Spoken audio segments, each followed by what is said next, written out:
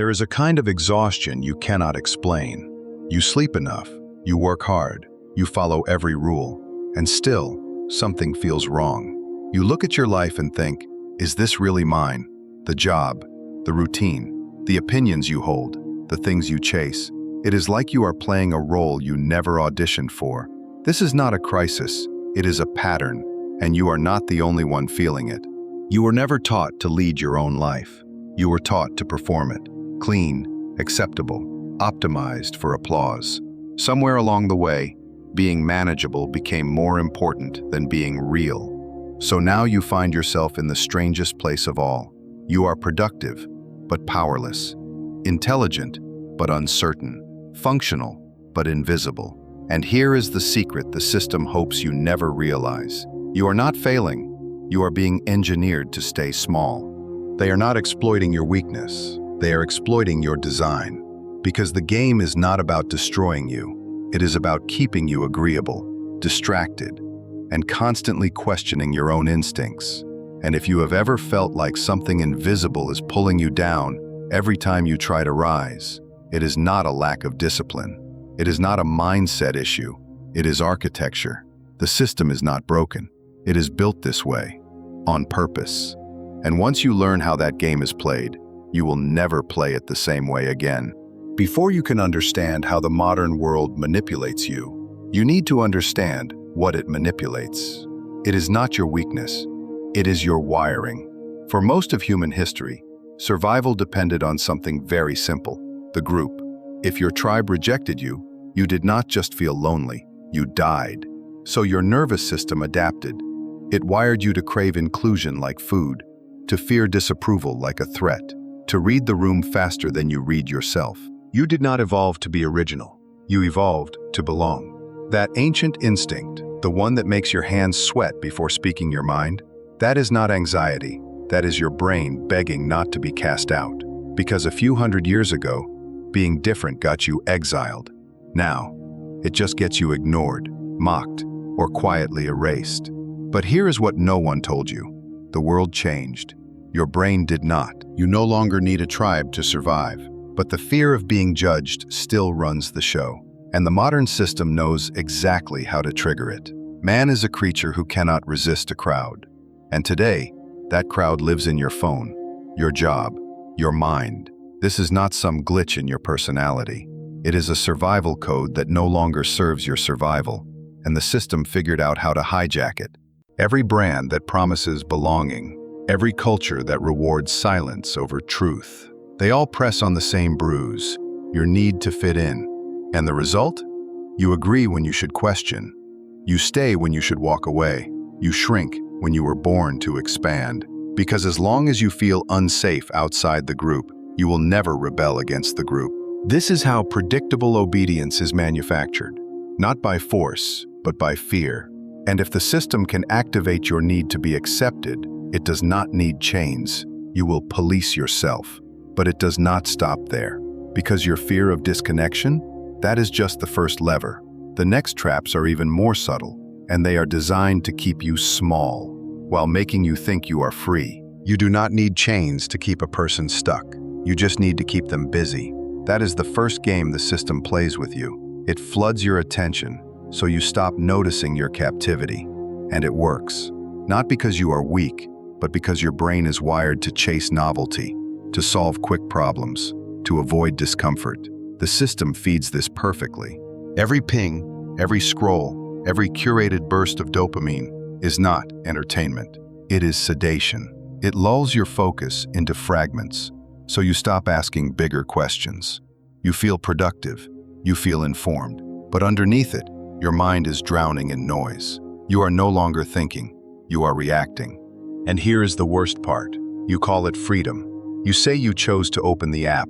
You say you like being connected. But when was the last time you sat in silence, without reaching for stimulation? When was the last time your thoughts stretched, without being interrupted? You are not addicted to information. You are terrified of stillness. Because stillness would make you feel something the system wants you to forget. The dissatisfaction, the quiet scream for more. If you want to control someone, flood them with distractions and starve them of meaning. a strategy older than kings, now perfected by algorithms. You are not lazy. You are overloaded. You are not unfocused. You are being farmed for your attention. And the more exhausted your mind becomes, the easier you are to manage. But distraction is not the trap. It is the doorway.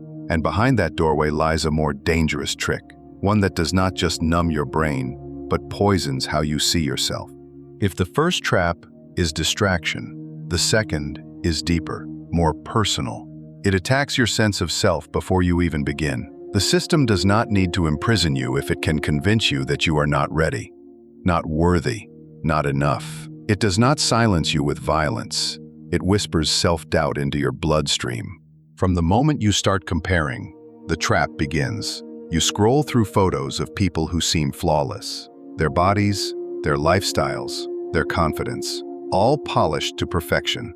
You do not realize it, but every swipe chips away at your worth. Comparison used to be a reflex. Now, it is an addiction. But here is the twist.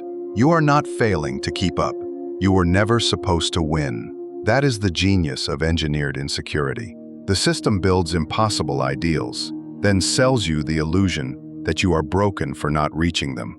Beauty, success, influence, all kept just out of reach. So you keep chasing, keep spending, keep doubting. A confident person questions the system. A self-doubting one obeys it. If everyone feels broken, no one fights back. A quiet rule that runs beneath nearly every ad you have ever seen. And it is not just media.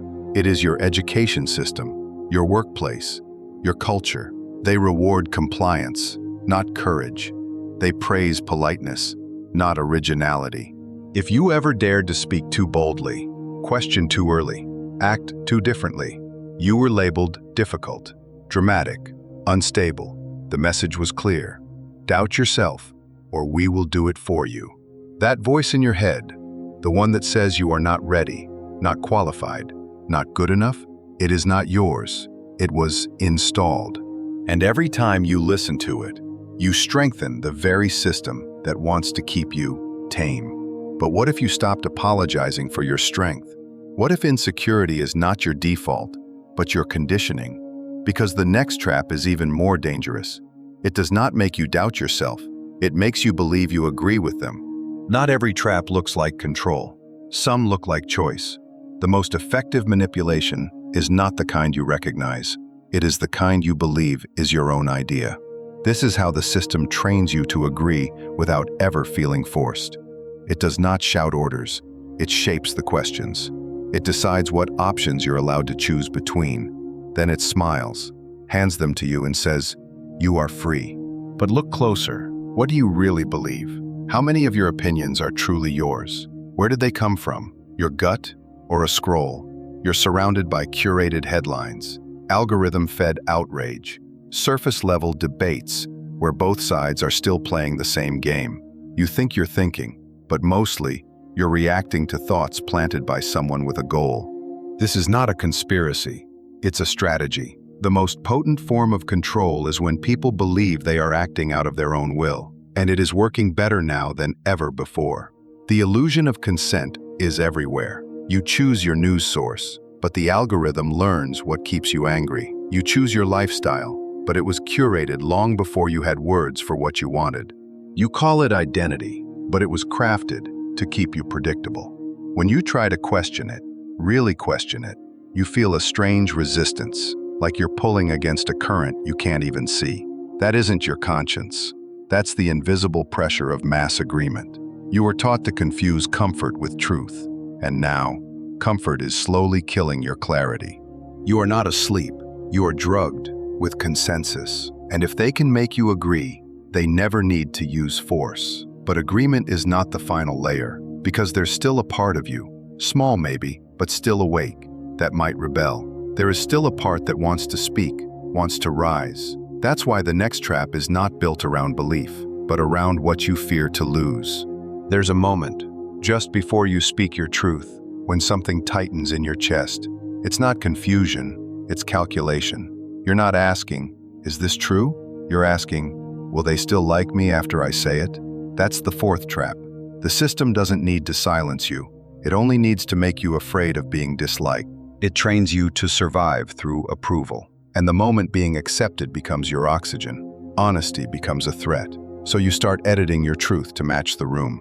You laugh when you feel nothing. You nod when you disagree. You apologize for your voice before you even raise it. Not because you are dishonest, but because being liked feels safer than being whole. This is not vanity. It is survival programming. Once, being cast out meant death. Now it means losing followers, being misunderstood, being alone. Your brain still treats these like mortal wounds. So you adjust, you shrink, you keep the peace, and slowly, over time, you forget the shape of your own mind. If you avoid conflict long enough, you start calling silence your personality. That is the brilliance of the cage. It rewards you with validation, but only when you stay small. It gives applause for fitting in, and subtle punishment every time you stray too far from the script. Even your morals start to shift.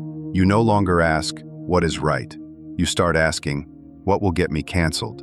Or worse, you ask nothing and stay quiet. The cage isn't made of steel, it is made of smiles, and the cost is invisible. You begin to doubt the value of your voice, because the more afraid you are of being disliked, the more easily you are controlled. And this is exactly what the system wants. Not strong minds, but agreeable, anxious people who trade clarity for comfort.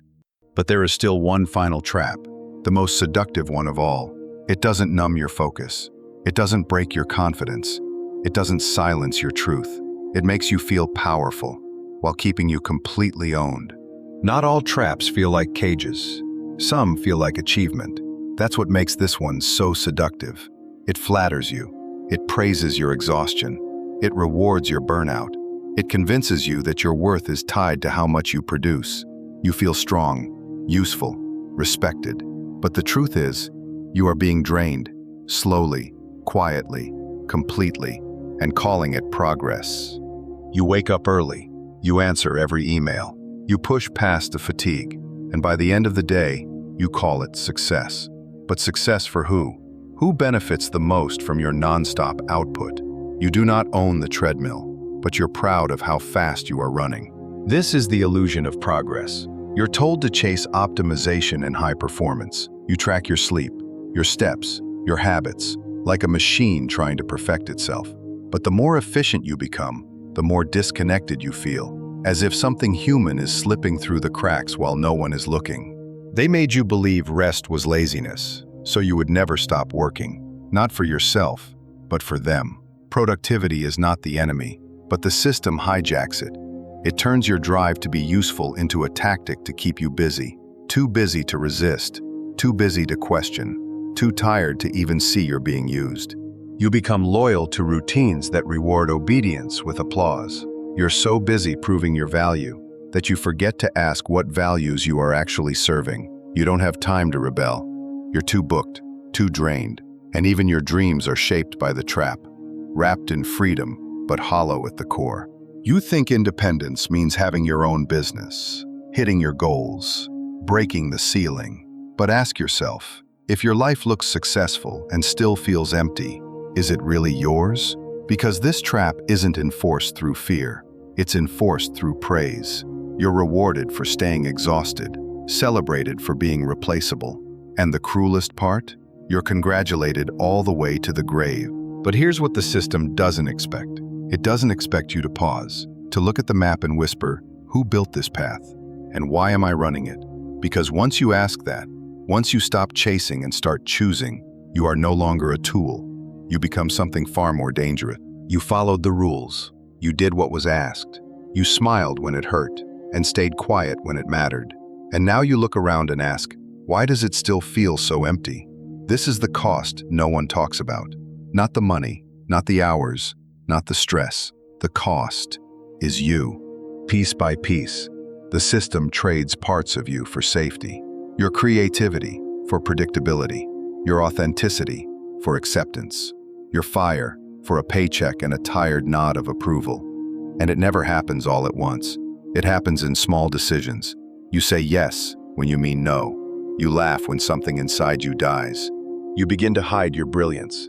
Because you've learned, standing out draws fire, until one day, you've become a ghost with a full calendar.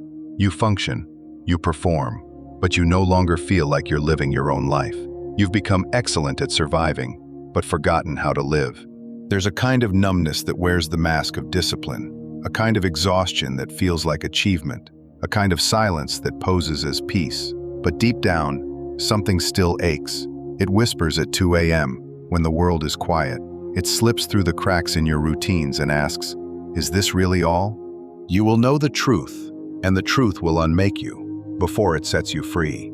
A line that only hits when you realize what the lie has cost. Because this truth isn't soft. It doesn't comfort you. It grieves for the years lost, the creativity buried, the voice that went unused. But it also opens something. Because if the pain is real, then so is the part of you that feels it.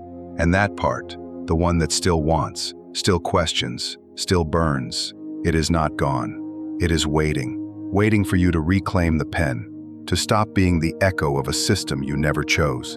And the first word of that story is rebellion. You do not break free all at once. You do it in fragments. Small, quiet refusals no one else sees. A glance away from the screen. A sentence you say without shrinking. A moment where you choose not to obey. Because the system was not built in a day, and neither is your freedom. This is not about grand gestures or overnight revolutions. It is about waking up, mid-program, and choosing to pause instead of repeat.